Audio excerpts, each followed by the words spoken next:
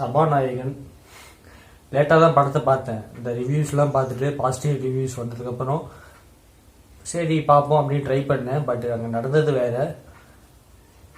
நம்ம அசோக் அண்ணா வந்து இடையில இந்த சில நேரங்களில் சில மனிதர்கள், போர் தொழில், ஓமைகளுடைய மாதிரி படங்களும் தராரு. இடையில இப்படியும் கொஞ்சம் மூவிஸ் வரதான் செய்யுது. ஆனால் இந்த படம் வந்து ஒரு சில குறிப்பிட்ட ஆடியன்ஸை சாட்டிஸ்ஃபை பண்ண வாய்ப்பு இருக்கு. என்னுடைய ஸ்கூல் காலேஜ் அனுபவத்தை வச்சு சொல்றேன்னா அதை நோக்கி தான் இந்த படத்தோட கதைக்களம் நகரும். அந்த அனுபவத்தை வச்சு சொல்றேன், இந்த படம் ஒர்க் ஆக சிலருக்கு வாய்ப்பு இருக்கு. பட்டு எனக்கு வந்து ஒரு சில காட்சிகள் வந்து பிடிச்சிருந்தது. பட் ஓவராலா மூவி பார்க்கும்போது எனக்கு வந்து சரியா ஒர்க் ஆகல. நம்ம கோமாளி படம் பார்த்தீங்கன்னா தெரிஞ்சிடும், ஜெயம் ரவி. இது இந்த ஸ்கூல் ஃபிளாஷ்பேக் ஒன்று வரும், இந்த ஒரு அரை மணி நேரம் என்னமோ தான் வரும். அந்த ஃபிளாஷ்பேக் வந்து ஏண்டா முடிஞ்ச அளவுக்கு இருக்கும், ஏன்னா ரொம்ப ஃபன்னாக எடுத்திருப்பாங்க. பட் இதில் வந்து ஒரு ஃபிளாஷ்பேக் வருது, அதை வந்து சுத்தமாக கனெக்ட் பண்ணிக்க முடியல.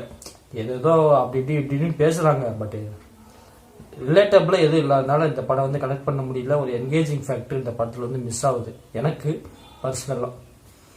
அசோக் செல்வன் வந்து ஓமை கடவுளே இந்த மாதிரி சில படங்களை ரீவாச் பண்ணிட்டு இனிமேல் கொஞ்சம் மூவிஸை கேட்கலான்னு நினைக்கிறேன். கதையை கேட்கறதுக்கு முன்னாடி ரொம்ப ஒரு ஜாலியான ஸ்கிரிப்ட் பண்ணியிருக்காரு. பட் அது வந்து எந்த அளவுக்குன்னு எனக்கு தெரியல.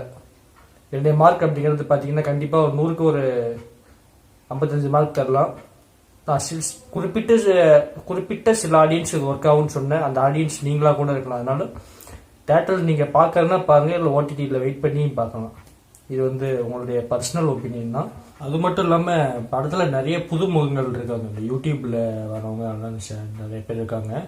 எல்லாத்துக்குமே வாழ்த்துக்கள். ஏன்னா எல்லோருடைய நடிப்புமே படத்தில் ரொம்ப அருமையாக இருந்தது. ரொம்ப நேச்சுரலாக ரொம்ப சூப்பராகவே நடிச்சிருந்தாங்க. அது வந்து படத்துக்கு ஒரு மிகப்பெரிய ப்ளஸ் பாயிண்ட் அப்படின்னு சொல்லலாம்.